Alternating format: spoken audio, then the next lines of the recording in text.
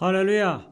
오늘은 역대상 13장 1절부터 8절의 말씀을 가지고 법궤를 모셔오는 기쁨으로 살라, 다른 말로 하면 축제의 한마당이라고 하는 제목으로 말씀을 증거하겠습니다. 성경 봉독합니다. 역대상 13장 1절, 다윗이 천부장과 백부장 곧 모든 지휘관과 더불어 의논하고. 2절, 다윗이 이스라엘 온 회중에게 이르되 만일 너희가 좋게 여기고 또 우리 하나님 여호와께로 말미암았으면 우리가 이스라엘 온 땅에 남아있는 우리 형제와 또 초원이 딸린 성읍에 사는 세상과 레위 사람에게 전령을 보내 그들을 우리에게로 모이게 하고. 3절, 우리가 우리 하나님의 교회를 우리에게로 옮겨오자. 사울 때에는 우리 교회 앞에서 묻지 아니하였느니라 하매. 4절, 뭇 백성의 눈이 이 일을 좋게 여김으로 온 회중이 그대로 행하겠다 하니라. 5절, 이에 다윗이 애굽의 시올 시내에서부터 하맛 오기까지 온 이스라엘을 불러 모으고 기럇 이알에서부터 하나님의 교회를 메우고자 할세. 6절, 다윗이 온 이스라엘을 거느리고 바알라 곧 유다에 속한 기럇 이알에 올라가서 여호와 하나님의 교회를 메우려 하니 이는 여호와께서 두 그룹 사이에 계심으로 그러한 이름으로 일컬음을 받았더라. 7절, 하나님의 교회를 새 수레에 싣고 아미나답의 집에서 나오는데 우사와 아이오는 수레를 몰며. 8절, 다윗과 이스라엘 온 무리는 하나님 앞에서 힘을 다하여 뛰놀며 노래하며 수금과 피파와 소고와 재금과 나팔로 연주하니라. 아멘. 오늘의 인사는 축제의 한마당으로 살아갑시다, 그렇게 인사해 봅니다. 아멘. 산악인 어몽길 씨는 히말라야에 있는 8,000m 이상의 높은 산 14개를 등정한 최초의 한국 사람입니다. 세계에서는 8번째 사람이죠. 우리나라에는 이 14개 산을 모두 등정한 사람이 어몽길 씨와 또한 박영석, 한완용 씨 등 3사람이 있습니다. 세계에서 11명의 등정에 성공했는데 그 중에 한국 사람이 3사람이나 들었다고 하는 것은 대단한 일이죠. 우리나라 사람이 세계에서 제일 많이 등정에 성공했다는 얘기가 되죠. 기자가 어몽길 씨에게 정상에서는 어떤 기분이냐고 물어보았습니다. 어몽길 씨는 다음과 같이 대답을 했죠. 뭐라고 했을까요? 맥이 순간적으로 탁 풀리면서 엄청난 허무감이 찾아옵니다. 올라왔다는 기쁨은 찰나에 그칩니다. 과연 내가 살아서 내려갈 수 있을까라는 회의와 의문에 휩싸이게 됩니다. 지금도 수많은 사람들이 목숨을 걸고 높은 산에 오르려 하고 있습니다. 그러나 막상 높은 곳에 오른 어몽길 씨의 고백은 기쁨은 찰나에 그치고 엄청난 허무감이 찾아온다고 고백했습니다. 그렇습니다. 세상이 주는 기쁨은 찰나요, 순간이요, 잠깐이 지나지 않습니다. 주님으로부터 오는 기쁨은 진정한 기쁨이요, 평화요, 영원한 것입니다. 솔로몬도 모든 사람이 가고 싶은 정상에 섰던 사람입니다. 그리고 모든 것이 헛되고 헛되며 헛되고 헛되니 모든 것이 헛되도다라는 고백을 했습니다. 자신의 욕심을 추구하는 인생은 순간적으로 기쁨을 줄 수 있지만 그러나 영원한 기쁨은 주지 못한다는 사실을 솔로몬은 나중에 깨달았습니다. 솔로몬은 그래서 전도서 기자를 통해서 말하기를 하나님을 경외하며 그 말씀대로 사는 것이 사람의 본분이요 명령이라고 고백했습니다. 요한복음 15장 11절에도 말씀합니다. 내가 이것을 너에게 이름은 내 기쁨이 너희 안에 있어 너희 기쁨을 충만하게 하려 함이라 라고 고백하고 있습니다. 오늘 말씀은 다윗이 방치했던 법궤를 예루살렘으로 모셔오는 과정을 소개하고 있습니다. 이제 모든 백성의 동의를 얻어서 법궤를 모셔오게 됩니다. 다윗과 백성들은 너무너무 기뻐하며 즐거워하며 노래하고 춤추고 연주하면서 축제의 한마당을 열고 있습니다. 이 말씀을 통해 주시는 영감의 음성을 들으면서 함께 은혜를 나누기를 원합니다. 첫 번째로 법궤 이동 역사를 살펴봅시다. 법궤는 하나님의 말씀이 들어있는 귀라고 볼 수 있는데 언약궤, 증거궤, 법궤 이런 말을 듣죠.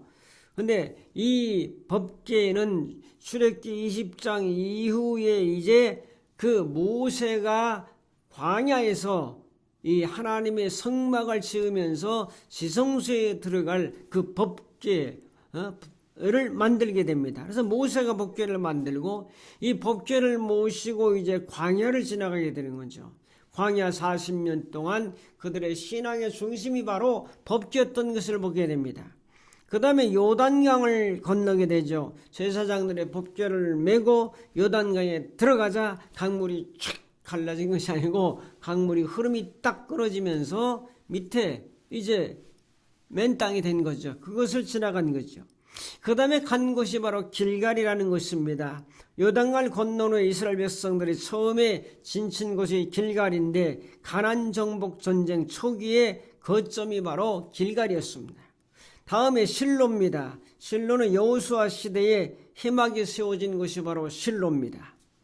법궤는 실로에서 사사 시대 말기 엘리 제사장 때까지 300여 년 기간 동안 머물면서 이스라엘의 신앙 중심지가 된 곳이 바로 실로입니다.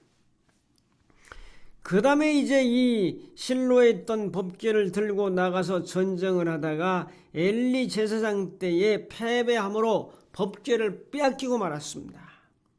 그래서 이 법궤는 이 블레셋의 주요 도시들 아스돗, 가드, 에그론 이런 블레셋 사람들은 승리의 전리품으로 법궤를 가져가는데 법궤를 가져가서 모셔놓는 곳마다 독종이 일어나죠. 다곤 신상이 파괴되죠. 그러자 법궤를 7개월 만에 다시 돌려보내기로 결정합니다. 그래서 이제 벳세메스로 오게 됩니다. 블레셋이 암소 2마리가 끄는 수레에 법궤를 실어서 이스라엘 국경 도시로 보내게 되죠. 이곳 사람들이 호기심으로 법궤 뭐가 있나 쳐다보다가 많은 사람이 죽임을 당한 곳이기도 합니다. 그 다음에 기랏 여아림이라는 곳으로 오죠. 아미나답의 집으로 오는데 벳세메스의 비극이 있은 이후에 법궤는 기랏 여아림에 그 사는 아미나답의 집으로 옮겨오게 됩니다. 법궤는 다윗 왕이 찾을 때까지 이곳에서 한 20여 년 동안 머물러 있었습니다. 이제 다윗은 법궤를 모셔야 되겠다 생각을 하고 예루살렘 쪽으로 모셔오려고 하는데 그 오벳 에돔의 집에 또 머무르게 되죠. 다윗이 좀 법궤를 옮기려다가 우사가 그만 거기서 죽음을 당하는 사고가 발생되자 오벳 에돔의 집에 3개월간 머물게 됩니다. 자, 그 뒤에 이제 오벳 에돔의 집에 큰 복을 받았던 것을 봅니다. 말씀을 모시면 바로 예수를 모시면 큰 복을 받습니다. 교회는 바로 그리스도의 몸입니다. 교회의 머리는 예수님입니다. 그러므로 교회를 잘 섬기고 받들어도 거기는 복이 임한다는 사실을 우리는 알아야 되죠. 다음에 이제 다윗성으로 모셔옵니다. 다윗이 다시 정성껏 준비해서 법궤를 모셔오게 되죠. 그 다음에 이제 솔로몬이 성전을 짓고 성전의 지성소에 법궤를 안치하는 것으로 법궤 역사가 끝이 나게 됩니다. 이걸 정리하면은 시내산에서 만들었죠. 길갈로 가고 실로로 가고 블레셋 지역으로 가고 벳세메스로 가고 기랏 여아림으로 가고 오벳에돔의 집으로 가서 다윗성으로 옮겨오게 되고 솔로몬 성전의 지성소로 이제 안치되게 되었다. 이것이 법궤의 이동 역사를 좀 어렵지만은 여러분에게 말씀을 드렸습니다. 두 번째로 살펴볼 것은 축제의 한마당입니다. 법궤를 모셔오는 기쁨. 8절에 말하죠. 다윗과 이스라엘 온 무리는 하나님 앞에서 힘을 다하여 뛰놀며 노래하며 수금과 비파와 소고와 재금과 나팔로 연주하니라. 자, 오늘 말씀을 통해서 다윗이 법궤를 모셔오는 과정은 축제의 한마당이었습니다. 그들은 지금까지 살아왔던 우울하고 외롭고 쓸쓸했던 묵은 감정을 다 날려보내고 새로운 감격과 기쁨의 도가니 속에 빠지고 말았습니다. 이들에게 법궤를 모셔온다는 것은 일생일대의 최고의 기쁨이었습니다. 그래서 이들은 최고의 기쁨을 표현하고 있습니다. 이것을 저는 축제의 한마당이라 이렇게 표현해 보았습니다. 어떤 축제의 한마당이었습니까? 자, 세부적으로 살펴보면 작은 첫째로 하나님 앞에서 했다는 거죠. 하나님 앞에서 힘을 다해서 이렇게 했다는 거죠. 하나님 앞에서라는 말은 뭐뭐의 면전에서, 그의 얼굴 앞에서, 그의 앞에서라는 뜻을 가지고 있는데, 예배와 찬양의 모든 행위가 하나님을 향하고 있음을 명확하게 나타납니다. 이는 단순한 인간적인 축제가 아니라 하나님의 임재 앞에서 드리는 거룩한 행위였음을 보고, 우리가 드리는 예배는 하나님 앞에서 드리는 것이요, 하나님의 얼굴 앞에서 드리는 것이요, 하나님의 면전 앞에서 드리는 것이다 하는 것을 깨닫게 됩니다. 작은 두 번째로 그들은 힘을 다하여라는 것은 모든 것으로 전적으로라는 의미를 가지고 있습니다. 그래서 우리의 힘과 능력과 강건함과 용맹을 의미하는 단어를 포함하고 있는데, 힘을 다하여라고 하는 것은 다윗과 백성이 자기들의 모든 힘과 열정과 에너지를 다 쏟아부어서 예배했음을 나타내고 있습니다. 이는 형식적인 찬양이 아닌 최대한의 헌신과 열정으로 하나님께 경배하며 영광 돌렸다 하는 것을 의미하고 있습니다. 백성들은 지금 힘을 다하여 하나님을 찬양하며 높여드리는 모습을 보게 됩니다. 창피스러워 하는 것도 아니고 부끄러워하는 것도 아닙니다. 하나님 앞에서 힘을 다하여 하는 행위를 말합니다. 세 번째로 그들은 뭐 했습니까? 뛰놀았다고 말하잖아요. 뛰놀며라는 것은 웃다, 또한 춤추다, 놀이하다, 장난치다, 즐거워하다, 이런 여러 의미가 있는데, 뛰놀며라는 것은 뛰다와 놀다의 합성어잖아요. 이 단어는 점잖은 빼거나 엄숙하게 서 있는 모습이 아닙니다. 아이들이 즐거워서 펄떡펄떡 뛰며 소리 지르며 웃는 것을 표현하고 있고, 몸을 움직여서 기쁨을 주체하지 못하는 그런 표현이 바로 뛰놀며라는 단어죠. 사무엘하 6장에서 다윗이 법궤를 모셔올 때 춤을 추었다고 하는 이 모습이 바로 오늘 뛰놀며라는 단어입니다.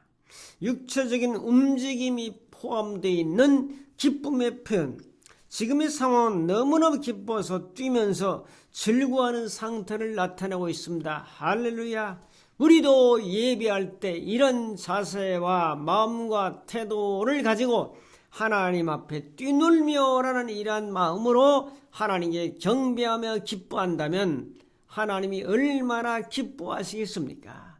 우리 아이들이, 자녀들이 기뻐하며 놀며 웃으며 뛰놀며 할 때, 부모들이, 할아버지 할머니들이 아주 기뻐하고 좋은 것처럼 하나님도 우리가 오늘 말씀처럼 뛰놀며 뛰며 또한 노는 그런 기쁨의 마음으로 예배한다면 얼마나 하나님이 기뻐하겠습니까? 할렐루야.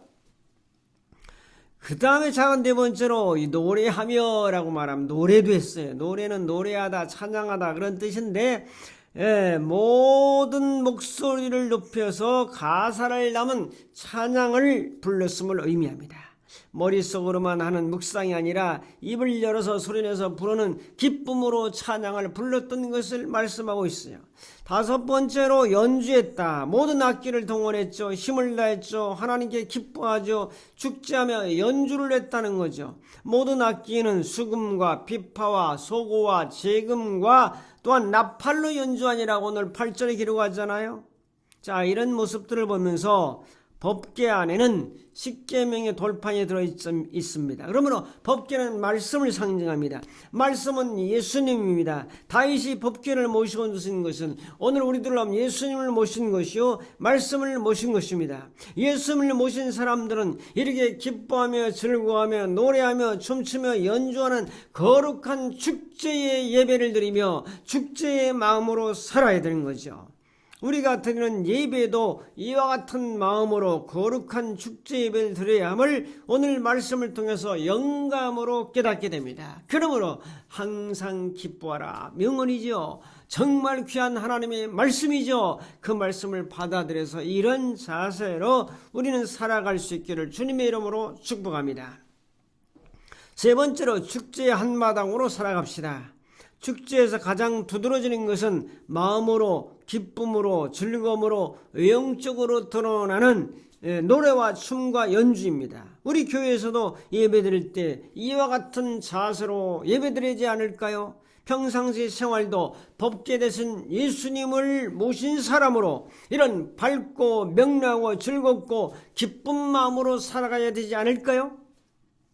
그래서 작은 첫째로 왜 기쁘게 살아가야 할까요? 자, 이 질문은 하나만 하죠. 삶의 본질을 꿰뚫는 아주 매우 중요한 질문이죠. 기쁨은 단순히 좋은 기분을 넘어서서 우리의 삶을 지향하는 동력이자 또한 면역력입니다. 기쁨을 추구하는 것은 이기적인 것이 아니라 생존과 번영과 풍성함으로 향하는 현명한 전략이라는 것을 깨닫게 됩니다. 작은 두 번째로 살아있는 것이 바로 기적입니다. 여러분, 과학적으로 살펴보면 발바닥 가지고 이 수십 킬로, 60킬로, 70킬로, 100킬로를 견디면서 걷는다는 게 이게 과학적으로 설명이 잘 안 돼요. 동물들은 그냥 네 발로 이렇게 걷고 새들은 날개로 날아서 걸지만은 요 작은 발바닥으로 이 온몸 큰 걸 지탱하면서 쓰러지지 않고 간다는 것은 기적 같은 일입니다, 여러분. 그러므로 오늘 우리는 왜 살아야 되는가? 살아있는 자체가 기적이요. 그 다음에 회복 탄력성이 생깁니다. 기뻐하며 감사하며 평화스러우며 즐거운 마음으로 살아가게 되면 회복 탄력성.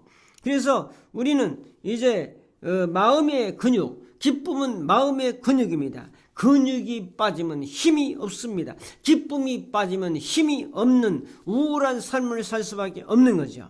긍정적인 정서를 자주 느끼는 사람은 시련을 당해도 더 빨리 회복합니다. 할렐루야! 확장 구축 이론을 보면 기쁨은 우리의 시야를 넓혀주고 창의적으로 문제를 해결하게 되며 또한 더 나아가서 타인과 유대감을 강화시키는 것이 바로 이 기쁨입니다. 그러므로 부정적 감정은 시야를 좁게 만들지만 우리의 마음을 열고 기뻐하는 마음으로 사는 것은 우리의 시야를 넓게 열어서 저 교회를 보고 저 하늘까지 바라보는 놀라운 은혜의 동참자가 될 것입니다. 그 다음에 작은 세 번째로 선한 영향력을 줍니다.